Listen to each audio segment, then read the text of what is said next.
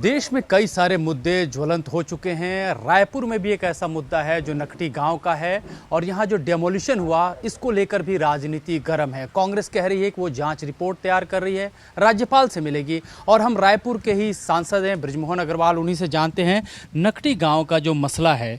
आपकी तरफ से कहा गया, पार्टी की तरफ से केदार कश्यप कह रहे हैं कि सिर्फ एक वार्ड में कार्रवाई हुई है, लेकिन जो 85 घर बेघर हुए हैं और बरसात के मौसम में हुए हैं, इसको लेकर क्या सरकार वाकई संवेदनशील है? और उनके जवाब भी जो दिए जा रहे हैं वो भी संवेदनशीलता के कहा जाए कि उस पे सही उतर रहे हैं?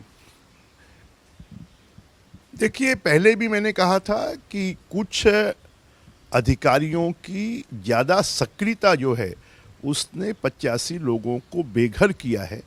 और सामान्यतः जो रेवेन्यू के नियम है कि 15 जून के बाद बरसात शुरू हो जाती है तो किसी को बेघर नहीं किया जाता है। और इसलिए सरकार को निश्चित रूप से इन 85 परिवार वालों के साथ में बातचीत कर कर और न्याय करना चाहिए।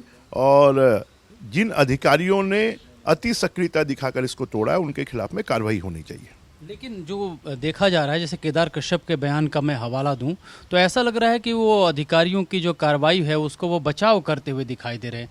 क्या जो पॉलिटिकल गवर्नेंस है उस पर ब्यूरोक्रेटिकल गवर्नेंस है वो हावी हो गई है? अधिकारी ही सब कुछ देख रहे हैं, सरकार में जो नुमाइंदे हैं, जनप्रतिनिधि है, उनकी आवाज़ बताने वाले हैं, वो कुछ नहीं मायने रख रहे हैं। अब मुझे लगता है ये सब चीज़ें तो किसके आदेश पर हुआ, क्यों हुआ, किस लिए हुआ, ये सब तो जांच का विषय है। और निश्चित रूप से शासन को ये संवेदनशील मुद्दा है और इस संवेदनशील मुद्दे पर संवेदनशीलता के साथ में शासन को काम करने की आवश्यकता है। आप जो है बीजेपी के वरिष्ठ नेता हैं, सांसद हैं, आपकी क्या मुख्यमंत्री से, किसी बड़े अधिकारियों से इस संबंध में डायरेक्ट बातचीत हुई है?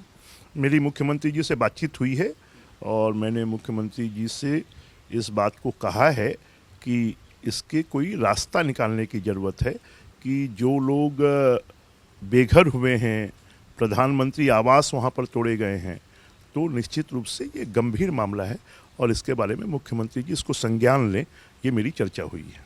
आप जो दूसरे जो विपक्ष के नेता हैं वो ग्राउंड पे पहुंच रहे हैं, कांग्रेस जांच रिपोर्ट की बात कर रही है, राज्यपाल से मिलने की बात कर रही है, विपक्ष जो नेता आवाज़ उठा रहे हैं उनको आप तो सही मानते हैं? देखिए, विपक्ष का जो काम है वो अपना धर्म निभा रहा है, परंतु विपक्ष जो है घटना घटित होने के बाद मैदान में उतरता है और अगर पहले वो मैदान में आता तो मुझे लगता है घटना ही घटित नहीं होती। लोग ये भी पूछ रहे हैं कि आपने क्या इस मसले को लेकर के आवाज़ कब से इसमें बुलंद की, किस तरह से आप आगे बढ़े इस चीज़ को लेकर के, जब क्या कोई चिट्ठी वगैरह कुछ लिखी थी इसमें?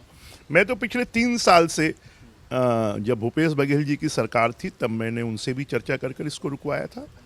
मैं मुख्यमंत्री जी को भी, हमारे आवास पर्यावरण मंत्री को भी, संबंधित अधिकारियों को भी लगातार मैं बात करता रहा हूँ, पत्राचार करता रहा हूँ और उसी के कारण ये 3 साल से रुका रहा।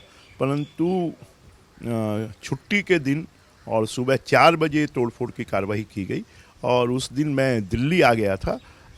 शायद अगर मैं रायपुर में होता तो मैं कोशिश करता कि ये कार्रवाई ना हो।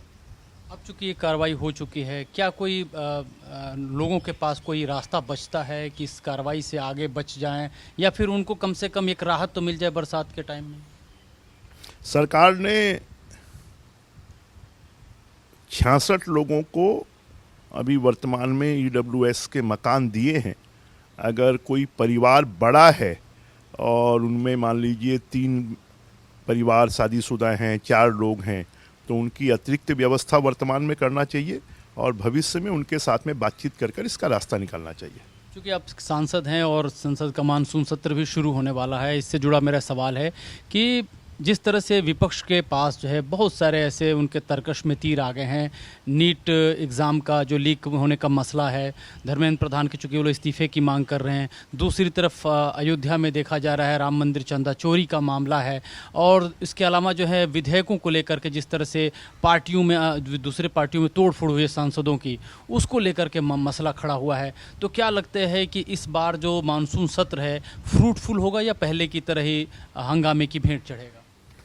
हम तो यही कोशिश और ये कामना करेंगे कि ये फ्रूटफुल हो लोकसभा का सत्र जितने भी मामले या मुद्दे या उनके तर्कस में आप तीर की बात कर रहे हैं, लगभग सभी मामलों में शासन के स्तर पर कार्रवाई की गई है और दूध का दूध पानी का पानी सामने आ गया है।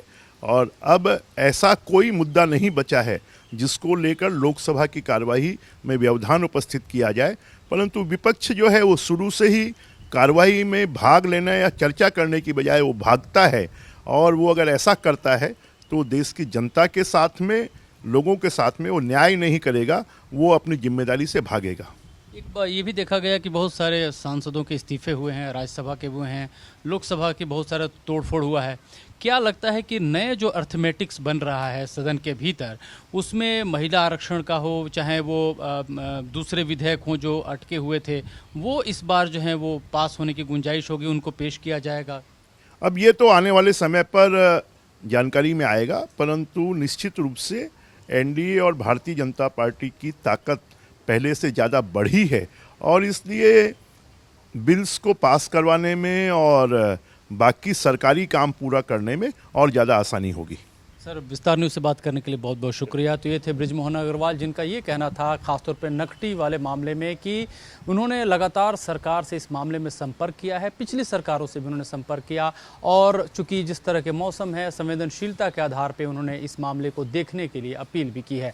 कैमरा पर्सन मोनू कुमार के साथ मैं अमृत तिवारी, विस्तार न्यूज़, दिल्ली।